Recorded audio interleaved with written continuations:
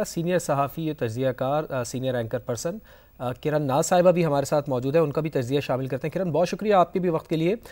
ایک تو جارڈن کے عبداللہ دوم صاحب، شاہ عبداللہ دوم ہمارے یہاں پاکستان تشریف لائے، ڈاکٹر قمر چیمہ بھی بتا رہے ہیں کہ کافی عرصے کے بعد وہ آئے، اور اس سے پہلے ہم نے یہ دیکھا ہے کہ فیلڈ مارشل نے جارڈن کا دورہ بھی کیا تھا۔ آپ کیا سمجھتی ہیں کہ معرکہ حق بالخصوص عالم اسلام اور دنیا بھر میں بالعموم یقیناً ہماری توانا آواز کا باعث بنا ہے؟ کرن، بالکل آپ درست فرما رہے ہیں، بہت شکریہ فواد۔ اور جس طرح کی بات اس وقت آرمی چیف کی طرف سے کی گئی ہے، فیلڈ مارشل کی طرف سے کی گئی ہے، میں آپ کو بتاؤں کہ جب ہم مختلف وزٹس پہ جاتے ہیں، جیسے ابھی ریسنٹلی میں وانا کے وزٹ پہ گئی اور وہاں پر جو آفیسرز تھے، افسران سے میری بات ہو رہی تھی، تو ہم ہمیشہ سنتے آئے ہیں کہ پوری فیلڈ، پوری جو بٹالین اور تمام لوگ اس طرف دیکھ رہے ہوتے ہیں جہاں فیلڈ مارشل ہیں، ان کی نظر وہیں پر ہوتی ہے۔ تو یہ جو جذبہ آرمی چیف نے آج بات کی، فیلڈ مارشل نے آج بات کی، یہی بات میں نے وہاں پر سنی، اور یہ ایگزیکٹلی غمازی کرتا ہے اس بات کی کہ جو ایک مسلمان کا جذبہ ایمانی ہوتا ہے، کیونکہ جس وقت یہ آپریشن بنیان مرصوص چل رہا تھا، جس وقت مارکہ حق چل رہا تھا، اور جب ہمیں فتح نصیب ہوئی تھی الحمدللہ، تو ہم نے ایک غرور کا بھی سر نیچا کیا تھا، اور دوسری طرف جہاں ہمیں فتح ملی تھی تو بارہا ہمارے، آپ چاہے وہ فیلڈ مارشل کے جملے دیکھیے، چاہے آپ باقی قیادت کی باتیں سنیے، تو آپ کو ہر جگہ پر اللہ کی نصرت کا یہ جملہ، یہ لفظ آپ کو لازمی نظر آئے گا۔ تو یہ ایک بڑی واضح طور پر، اور اب ایک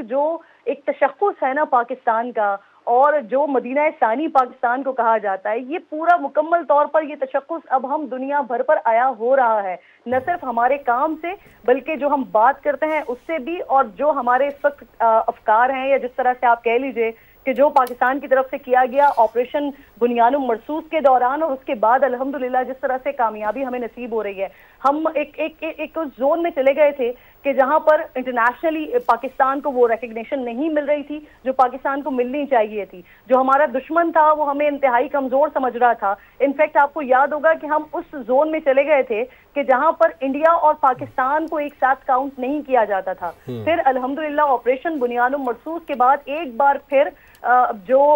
ہمارا تشخص ہے وہ تبدیل ہوا، اور پھر انڈیا اور پاکستان کی بات ہونے لگی۔ اور جیسے ابھی ڈاکٹر صاحب بات کر رہے تھے، اور وہ بتا رہے تھے کہ ڈونلڈ ٹرمپ کس طرح سے ان بیوٹیفل جہازوں کے بارے میں کہتے ہیں،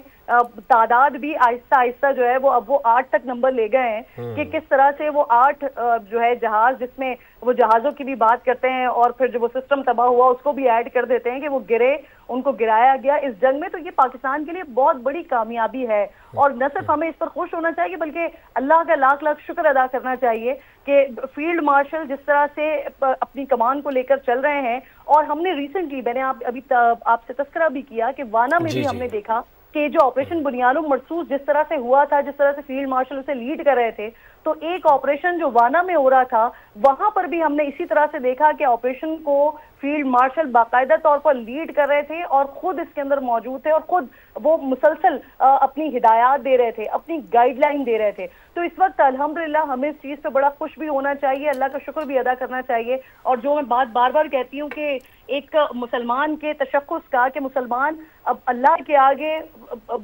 سر جھکاتا ہے اور دشمن کے آگے سینہ تانتا ہے، تو یہ وہی ہم اس وقت اسی زون میں ہیں، اور اللہ سے دعا ہے کہ ہم اسی زون میں آگے بڑھتے جائیں، اور پاکستان اسی طرح سے کامیابی حاصل کرے، نہ صرف دشمن کے آگے بلکہ جو انٹرنیشنل گراؤنڈز پر اب جس طرح کی چیزیں ہو رہی ہیں، کہ اس وقت اردن کے جو بادشاہ ہیں شاہ عبداللہ دوم، وہ اس وقت تشریف لائے ہوئے ہیں، اس سے پہلے بھی کچھ وزٹس ہوئے ہیں، ابھی آگے بھی کچھ وزٹس ہونے ہیں۔ تو یہ بڑی امپورٹنٹ چیز ہے، اور ہم اس کی اب کنٹینیوٹی انشاءاللہ دیکھ رہے ہیں آگے۔ بالکل درست بات کی آپ نے کہ اس کی کنٹینیوٹی ہم آگے دیکھ